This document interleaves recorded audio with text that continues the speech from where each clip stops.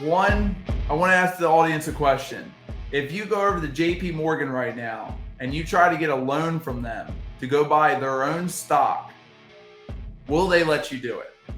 And the answer is no, they will not. They might give you margin. If you have, let's say, $100,000 in stock, they'll let you borrow a little bit on it. But as soon as that stock starts trending downward, they're going to pull that margin.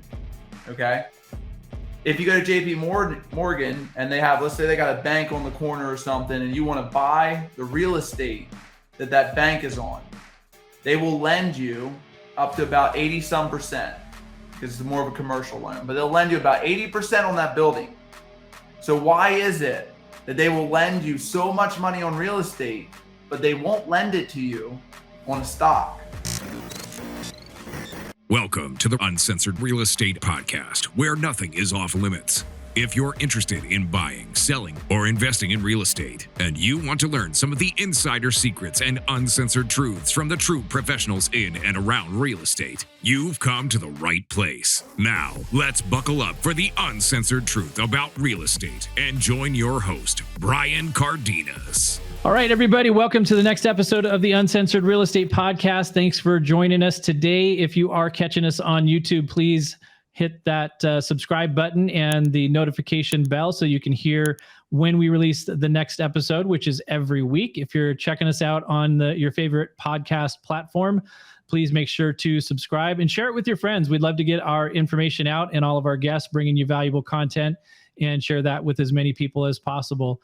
And today I wanted to bring you a special guest from sunny Florida. We've got our friend here, Luke Schlabach. He is a Grant Cardone 10X business advisor and real estate professional. And Luke, first I want to say thank you for joining us. Thank you for having me. Seriously, it's an honor, and I want to bring so much value to your audience, and it's an honor to be here. Well, I appreciate it. And, you know, one of the things we like to try to do in the program here is to educate consumers on things that they probably don't understand about the real estate market. And I know you've done a lot of work with first-time home buyers. And so I wanted to start off there and just kind of find out from you, when you're talking to somebody that is a first-time home buyer, what do you find to be the main thing that they don't understand about the home buying process? Not even understanding that they can own a home. And that's one of the biggest things I learned really quickly. And I want to start with a quick story of how I got introduced to the process. I knew that it was great to own real estate. I knew to create wealth. I had saved up a bunch of money, but I had no clue where to start. And so talked to a friend. They introduced me to an agent, introduced me to a lender. I had no idea where to go. And quite honestly, I did not verify the real estate agent. I didn't look up the lender. I made a lot of mistakes starting this process. So hopefully someone's out there is watching this that can learn from our guidance with this and how to find the right lender and find the right real estate agent. Long story short, went into this deal. It was a triplex. I went to house hack, was something that was really important to me so I could make a really good financial decision. And what house hacking means is I buy a 3-unit place or a 2-unit. I live in one and rent out the others and make that money from it to pay the mortgage. Basically drops my cost of living to nothing. I was super excited because I found a 3-unit deal. So went in on the deal. Thing went south. The realtor had no idea what she was looking at when it came to foundation, roof. I was still in the military, had no idea about what to look for in a property. Brand new to everything. And the place was pretty much falling apart. And it looks suspicious to me. And I knew something was up. And I told her, I was like, I do not want to pay full price. I want to, kind of lowball it. And we went ahead and did that. She encouraged me not to do that. I said, no, I want to offer about $25,000 below. They accepted it. I knew that was probably an issue right there. They accepted it first try. And long story short, I pulled out of that deal. It turned into a nightmare. Did not speak with her anymore. Found a new real estate agent. She had about 28 rental properties. She walked me through exactly how to buy and sell properties, how to buy turnkey properties, which means they were completely good to go with tenants in them. I got my first home, used my VA loan. I was a vet at that time and started buying properties from there. I had 20% down on some properties. owner financing on some, just different deals all over the place. But for the first time home buyer out there, and the person, I know my audience, they're very interested in buying a property, but also making money and creating wealth with it. And so definitely learn the different loans, learn how to use them, know what you can do with them, and then go get the first property. So many people pull away from it for way too long, and they never take that first step towards it. When someone's coming to you for a loan, what advice would you give the first time home buyer coming into it? Well, I think, educating yourself on the process is important. I think, from having these discussions with a lot of people in the industry, one of the big things that I think the consumer has a challenge with is identifying who the right professional is to help them. Because just like you got into that, I mean, I can't tell you how many times real estate agents I talk to and I say, well, how did you get into the business? Oh, I tried to go buy my first house and I had this agent and they were terrible. It was a nightmare. They didn't communicate. They didn't know what they're doing. And it's like, that motivates people to say, this process should be dramatically better than what I just experienced. I'm going to go do it so that I can help other people. But the challenge is, how do you figure out who the right person is to help you through that process? And so for me, to answer that question, I think having multiple conversations with people and trying to educate yourself as much as you can so that you can be equipped with the right questions to ask people. So like, you have to understand as a consumer, you need to interview your real estate agent. You need to interview your mortgage lender. And I think a lot of us have kind of an innate gut feeling about people.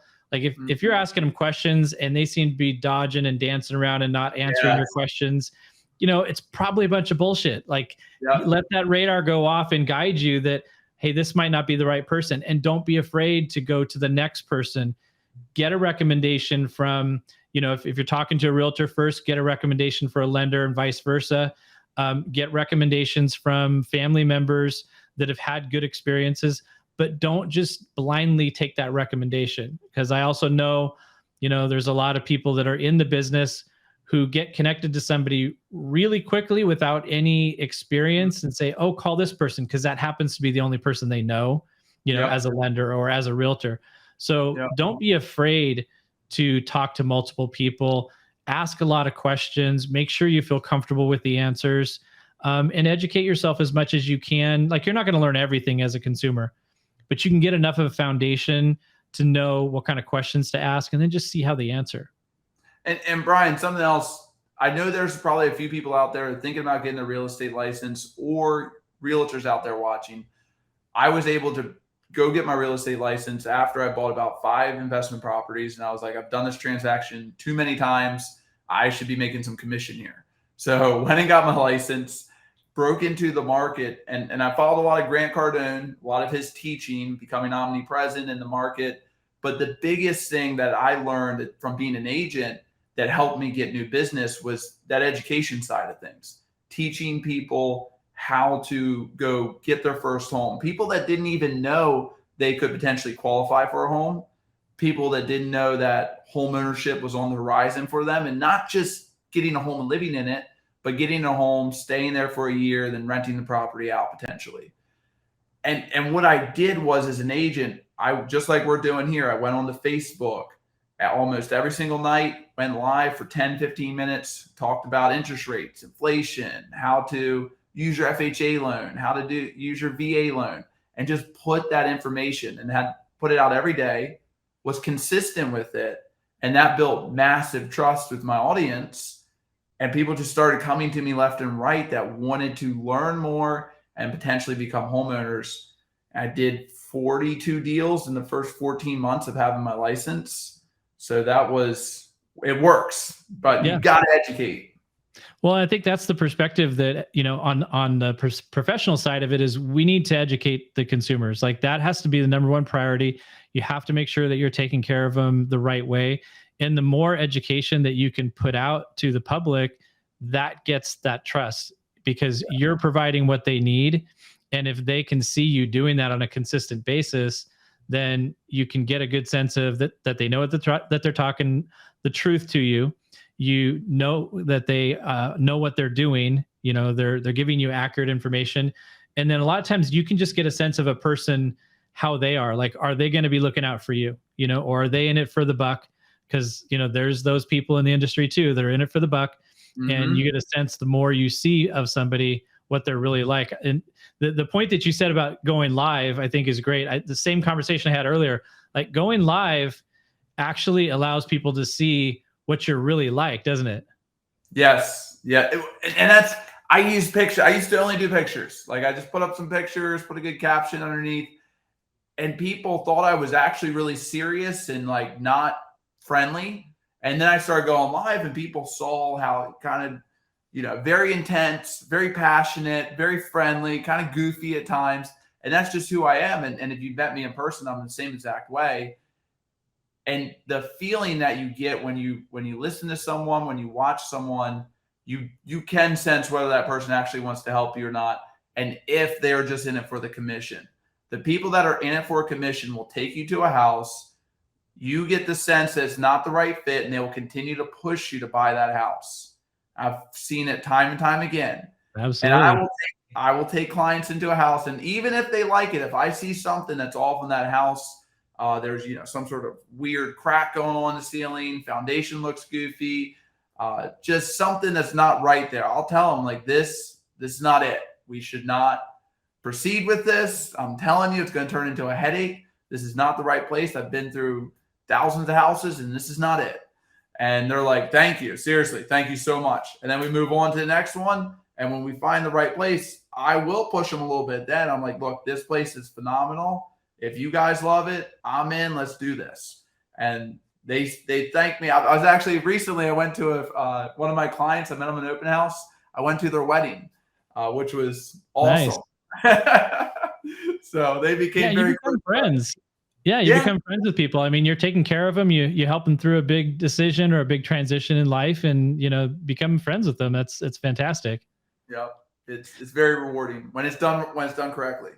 Yeah. So you touched on house hacking and the strategy of buying multiple units, living in one, and then you kind of briefly referenced the stay there for a year thing. Can you elaborate on that for people? Because I think that's a strategy that some people don't know about that can help you more rapidly get into acquiring investment properties. Because most people think, well, some people even think you need 20% down to buy, your first house, which obviously you don't. But investment properties, most people think you need 15, 20, 25% down. Can you kind of fill people in a little bit more on the house hacking strategy that you touched on? Yeah, absolutely, Brian. So house hacking is when you buy 2, 3, or 4 units, which is a duplex, triplex, or quadruplex. You live in one and you rent out the others. Up until 4 units, you can use your conventional loan, FHA loan. FHA loan is a loan that's the federal government basically offers if you qualify for it.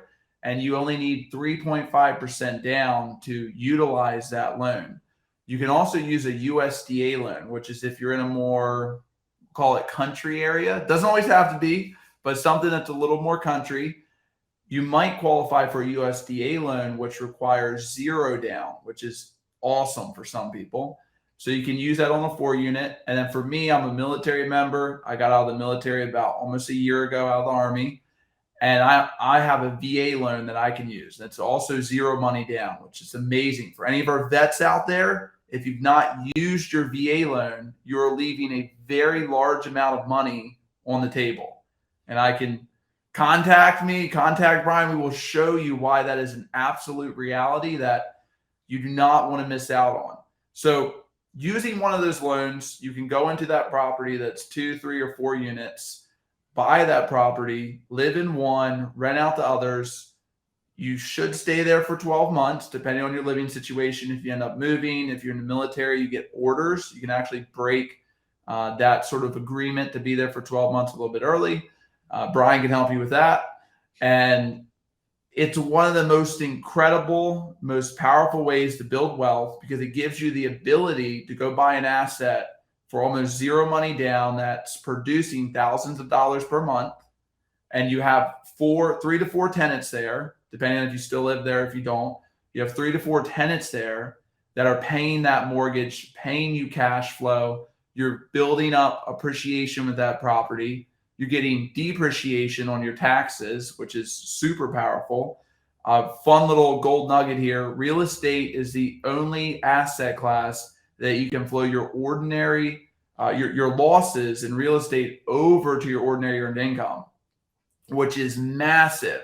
If you're doing well in your career and you're making good money, you want to get those quote unquote losses in the real estate side, which a good accountant can help you with that. Me and Brian both got people for you. You get those losses and flow it over to your ordinary earned income, which will save you tons of money. So whether you were just trying to buy your first house or make a ton of money, I highly encourage house hacking because it's one of the fastest wealth building tools out there. You want to buy a house, but high interest rates have got you down? Take the rate challenge and send us a verifiable loan estimate from another lender, and we'll beat it and pay for your appraisal up to $600. Here at Give Mortgage, being powered by UMortgage allows us to provide you with unmatched speed and efficiency and the best rates and fees in the market, all while delivering you the concierge level service you deserve. We want you to have an experience getting a mortgage that you'll never forget, and not because you got put through a meat grinder to get it. At Give Mortgage, we give great advice, we give the best rates, and we give back to charity. Visit us at www.give-mortgage.com or call us at 480-331-4684 to schedule a free consultation to see how we can help. Yeah, and one of the things that, with the increase in the loan limits that just got released as of January 1st, specifically for FHA loans, you can actually get a 4-unit property and get a loan over $1 million.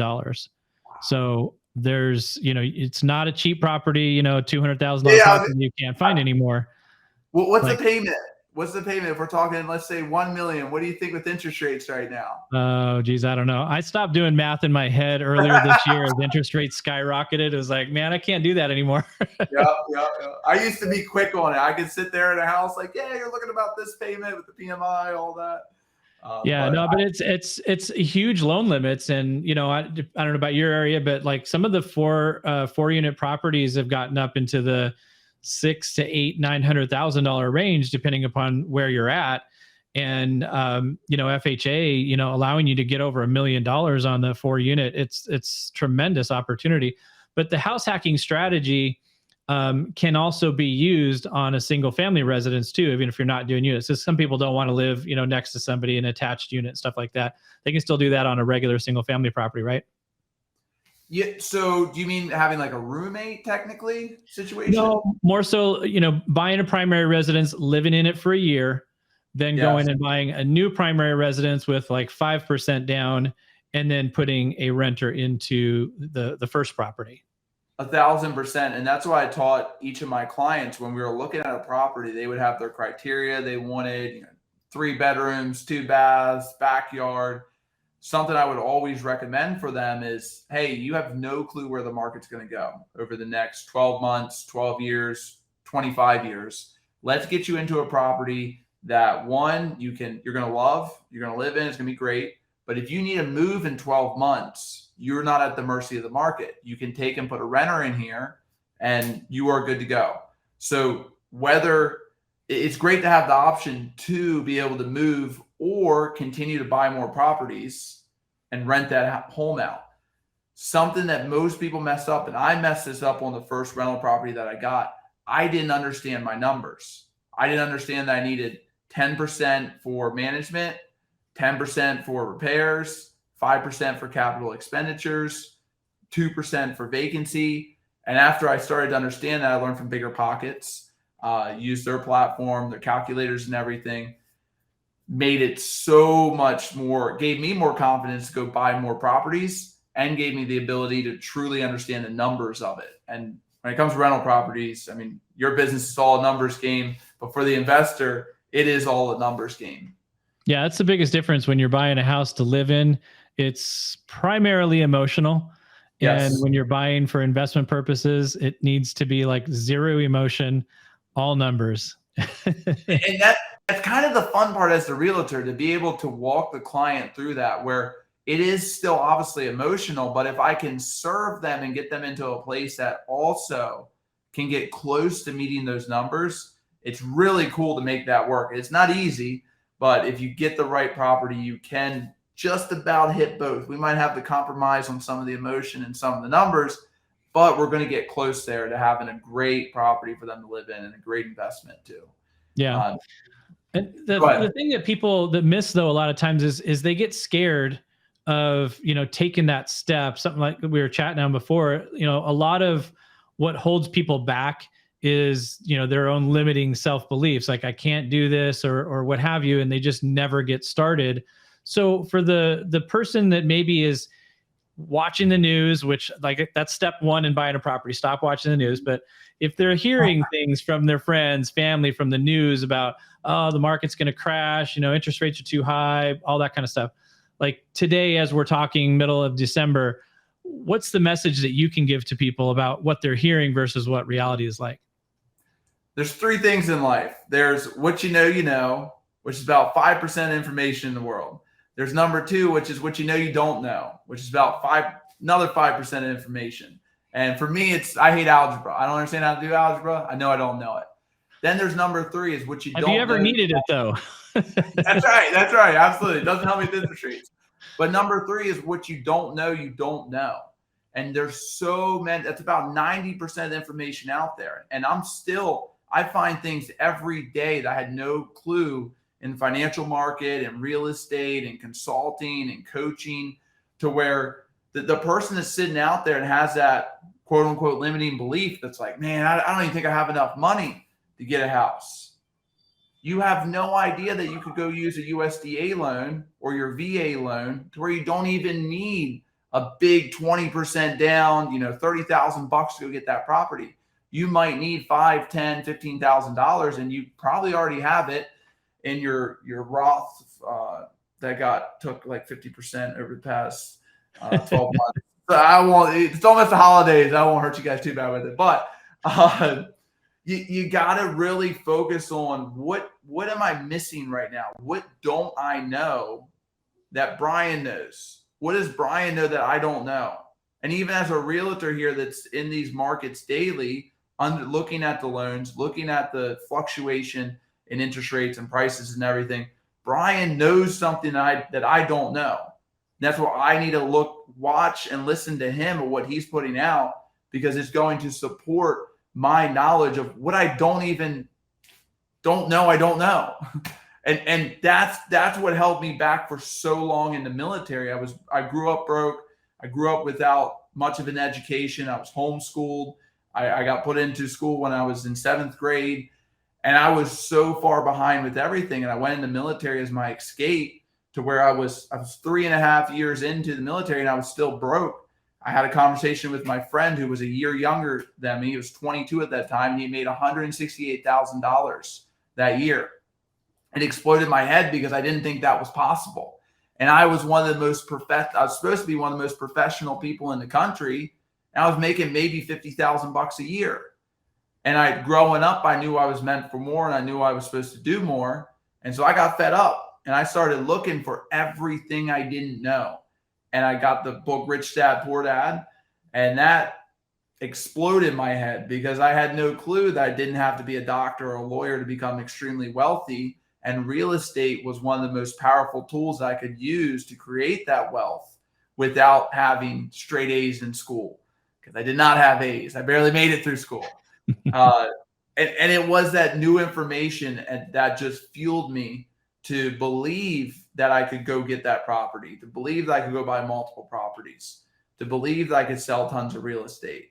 And it wasn't even reading the book Rich Dad, Poor Dad opened up my mindset, but I had to continue to go find books like Sell or Be Sold by Grant Cardone, Think and Grow Rich by Napoleon Hill. All of these books continue to expand my knowledge, which just made me more hungry for more knowledge. The more you learn, the more you want to learn, and you realize the more you don't know. So yeah, and the thing is, yeah, you never should stop learning. No. That's the thing, is like, you're not going to fill up your knowledge level and just be done with it for the rest of your life. I mean, everything's changing. Things are constantly evolving. And it's what keeps us engaged in life, is to continue that lifelong learning process. And, there's in that 90% that you don't know, there's a lot out there that fits in that 90%. Like, it'll take you a while to try to make your way through it. And one of the things that I think I run into a lot, you can tell me if you run into it, is that, people have a conventional way of thinking about how they can grow their wealth and how they can invest. And you touched on, the Roth and the 401k. Can you talk a little bit about how people can maybe shift their mindset from just using those vehicles, or maybe what's limiting about those vehicles, and, touch on maybe moving those into like an SDIRA, or maybe even, taking the hit on taking money out of a 401k? Because yeah, you're going to pay taxes and penalty, but there's things out there that can create a lot more return than what you're probably getting in, your traditional investment vehicles. I can answer that. And one, I want to ask the audience a question. If you go over to JP Morgan right now and you try to get a loan from them to go buy their own stock, will they let you do it? And the answer is no, they will not. They might give you margin. If you have, let's say, $100,000 in stock, they'll let you borrow a little bit on it. But as soon as that stock starts trending downward, they're going to pull that margin. Okay.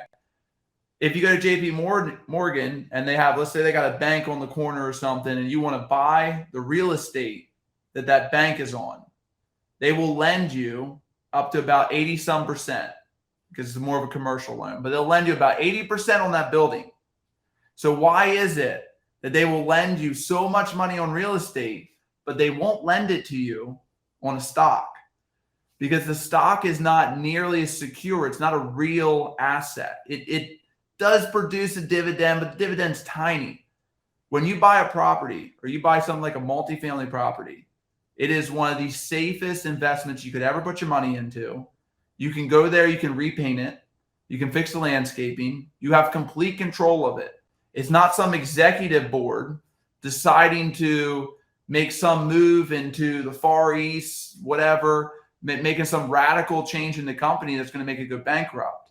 I won't go into that story, but there's too many stories out there where you can look at stocks to where they went to zero.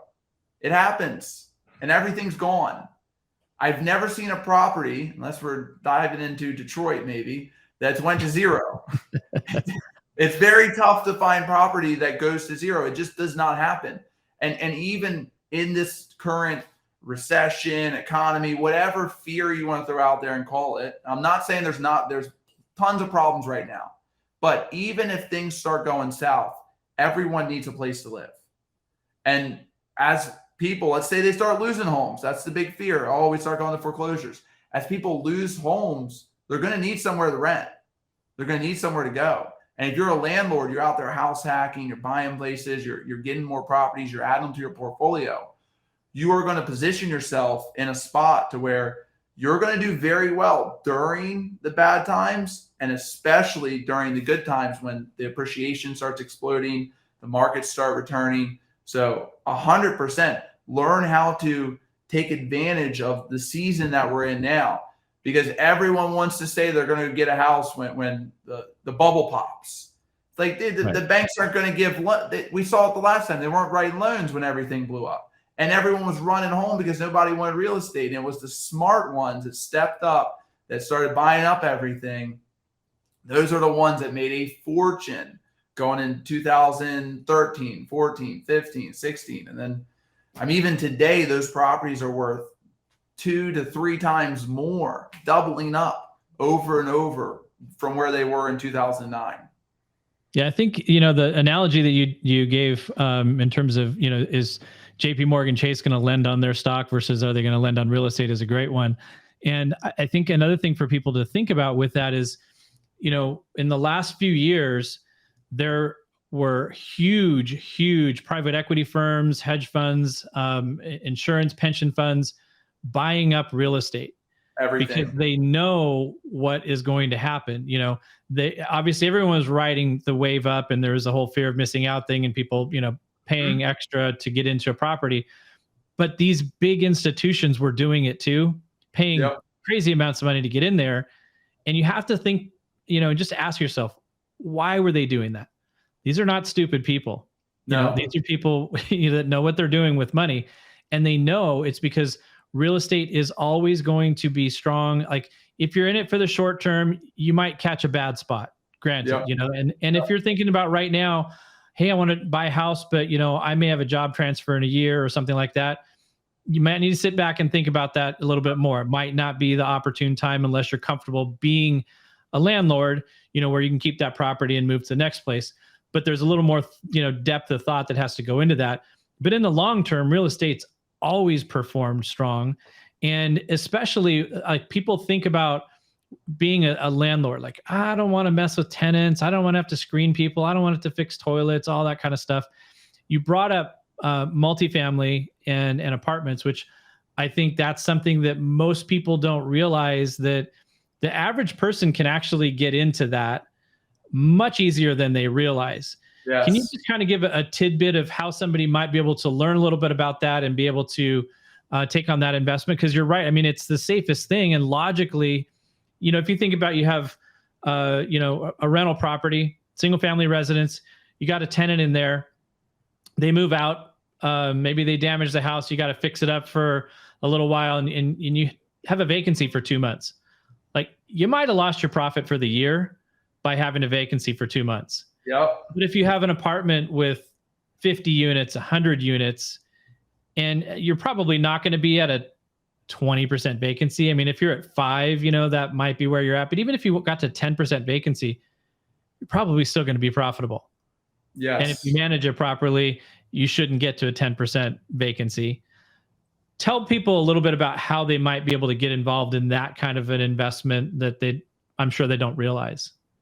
So there's many different ways. I want to start with wrong side. Grant over here. Grant went from lost his dad when he was 10 years old, went into poverty. Basically, he was middle class, dropped down to poverty, got into drugs, did drugs at about 25, addicted, all sorts of stuff, got himself cleaned up, got into sales, started the whole teaching sales. He was really incredible at it, but it wasn't making enough money. So he found real estate and started buying multifamily. This guy today owns $5.4 billion of multifamily. I am in one of his buildings right now down here in beautiful Fort Lauderdale. This is a AAA property, absolutely gorgeous. And there's 420 units here. He bought it in a portfolio for about, I think it was $720 million. Crazy. But this place is insane. It only goes up. The rents here just keep rising. You have hospitals all around here. Great job market. This place is not going anywhere.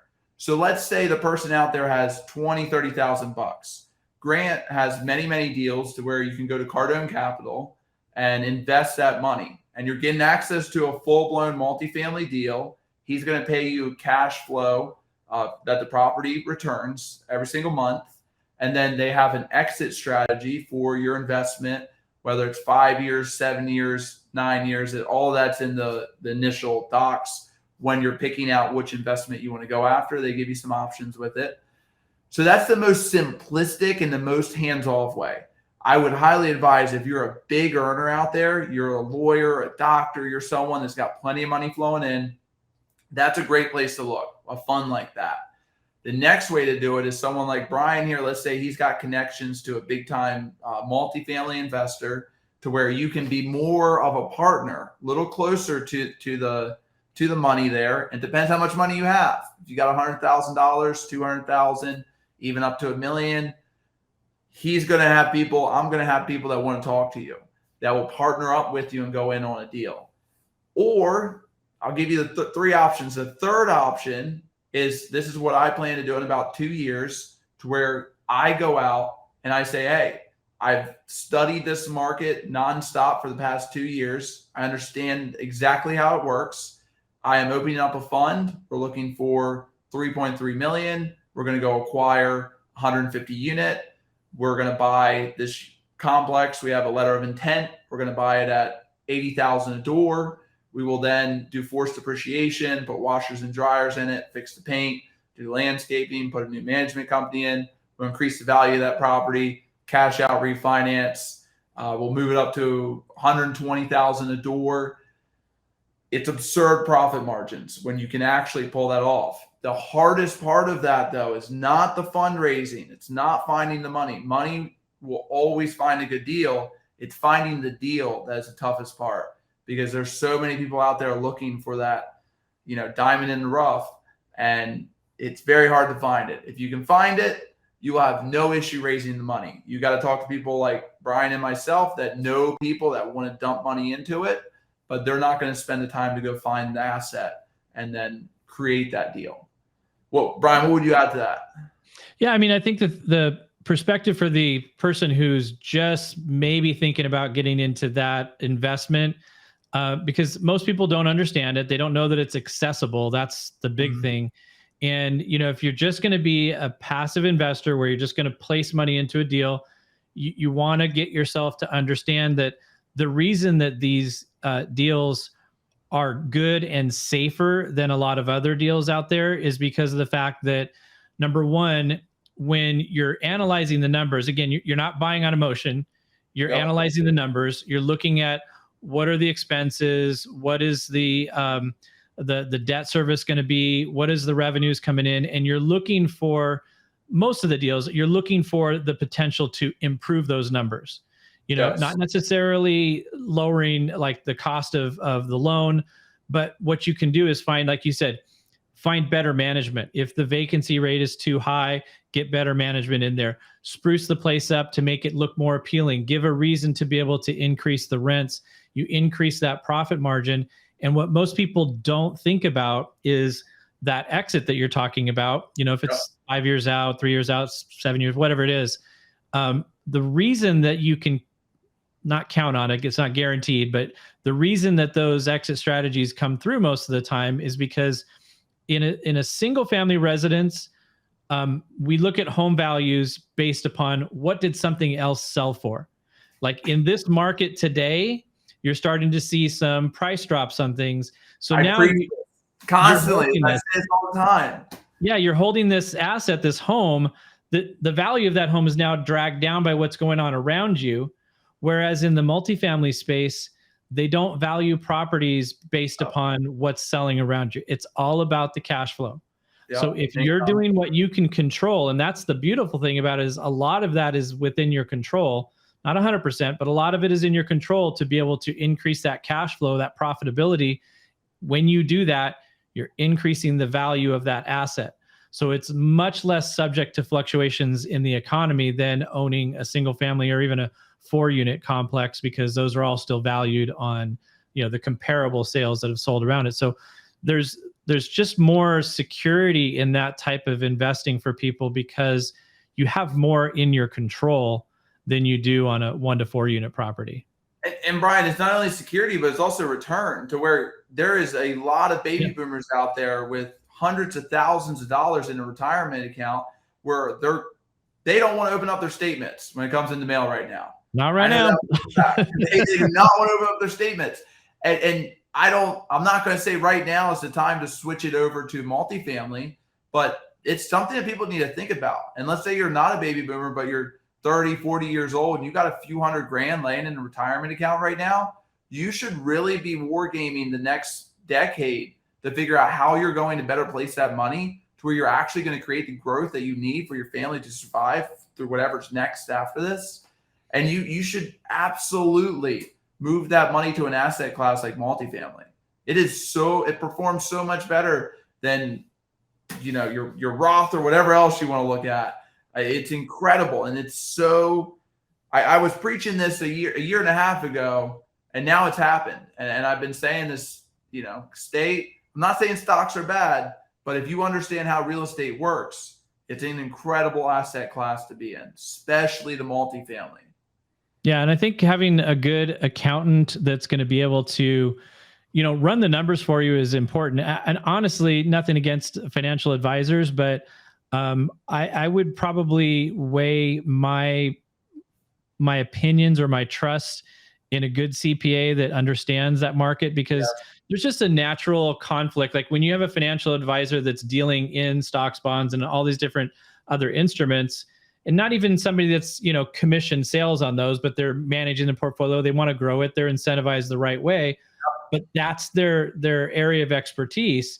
And, you may or may not have somebody that's going to be advising you, yes, let's go ahead and liquidate, $500,000 out of your portfolio that I'm managing and go put it into a multifamily investment that I don't make anything out of. Like, Never going to happen. It's very difficult to get somebody to be that unbiased, especially if they don't understand the asset class, some people who are actually currently and actively involved in it. I was watching Grant today. I wish I could remember it, but he's had such a good analogy on going to your financial advisor for their opinion on the stock market. He's like, dude, that's how they're putting food on their table. They're not going to tell you to go towards a real asset class like real estate. So I would highly advise you against that. And it's funny because I had a property for my dad, and I showed it to him, showed him all numbers, walked him through a phenomenal deal. He went to his advisor. What do you think happened? Oh, market shifting. You don't want to go after that right now. I'm like, really? The market shifting? Tell me about the SPY right now. Tell me S&P 500. How's that going? Like, yeah, it's crazy. I'm shocked that happened. I'm really surprised. Yeah, he doesn't want you to take the money out of the fund. That's interesting. But yeah, anyway. Well, it's tough because people they grow up and they get indoctrinated into looking at things one way, and you really have to expand your horizons and educate yourself. Like, you don't want to go into anything, whether it's the stock market or investing in real estate, uneducated. And I think that's a really good takeaway for people is to learn as much as you can. Get as much knowledge. Don't just trust the first person what they're telling you. Back it up with multiple sources, do your own independent research and educate yourself, because what you'll find, I think, a lot of times is that there's opportunities that you didn't know existed. Going back to your 90% of you don't know what you don't know. It's true. I mean, until you take that time and make that effort to get yourself educated, you're not going to know about it. Brian, Wall Street, the financial advisor, Fidelity, whoever you want to name out, their goal is to create so much complexity around the product to where you do not know what's going on. You have to place your trust in that person. And it's my entire goal, real estate wealth coaching. It's my entire goal to teach the audience, hey, this is the most simplistic way of how it works. This is how the stock market works. This is how real estate works. This is how you can go start your business. You can build a business. Which one do you want to do? Which one makes the most sense to you? Because for some people, real estate might not be it. It might be stocks, but they don't do it out of ignorance. Do it out of knowing what is the best for your situation and what's going to support you, your family, and you after you're gone. You want something that's going to last far, far after you aren't here anymore. Yeah. Fear and ignorance are two bad places to be when you're making decisions. Like you got to not be afraid to take action, and you've got to have the knowledge and education to make sure you're making wise choices. So Let me ask you this. If somebody's been listening to what we're talking about and they think, hey, this Luke guy sounds like he might know what he's talking about, I want to reach out to him and get in touch with him and see if he can help me out with whatever it is, business, consulting, real estate, what have you. What's the best way for people to track you down? So Instagram is a great spot to catch me on there. I'm super, super active on it. It's Sold by Schlabach, and that's pronounced SCHLABACH. We'll tag it in here. Just click it. Go ahead and give me a follow. Then if you want to shoot me a text or give me a call, I would prefer you shoot me a text. We can book a call. My days are pretty much packed every day. But 302-387-7650. Shoot me a text. I'd love to hop on a call with you. Here in about 10 minutes, almost every Tuesday night at 7 p.m., I go live on Zoom. Everyone's welcome to join in. I'll go over real estate, wealth. If business owners in the Zoom room, we'll go over some strategies to grow their business. I would love to support you however I can. And guys, it's an honor to try to serve you and help you. I want to do everything I can. That's why I partnered up with Grant as a licensee and a 10X business advisor to bring the most proven strategies and tools to you to transform your life and your business. That's awesome. Well, Luke, I wanted to thank you for your service. Thank you for making some time to join us today. I really appreciate it. I'm sure we've got a lot of good information for people out there. And hopefully we can have you back again soon as well. And we'll get people to join you on your Zoom call. And Brian, where can my audience find you? Me, I'm hard to find. Now, come on, where can we find you? What's the best place to connect with you at? For mortgage related stuff, our website is give-mortgage.com. And my cell number is 480-233-7897.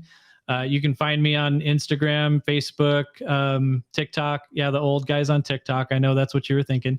So yeah, you can find me all over the place. Easy to find. Awesome. Thank you, Brian. Hey, seriously, an honor to be here. Thank you so much. And I can't wait to do this again soon. I appreciate your time. Everybody, thank you very much for joining us again. Make sure you subscribe and give us a good rating, and then join us again next week for the next episode of the Uncensored Real Estate Podcast. Thanks for joining us, and please remember to go and subscribe, like, share, all that cool stuff to help us grow, and come back to listen to our next episode. Until then, go out and live life uncensored. Thanks for listening to the Uncensored Real Estate Podcast. Don't forget to help us out and subscribe. Follow and give us a 5-star rating on your favorite podcast platform. And check us out on YouTube for the full video podcast. If you want more information on any of the topics discussed on today's episode, email us at uncensoredrealestatepodcast@gmail.com or give the Cardenas Mortgage team a call at 480-331-4684.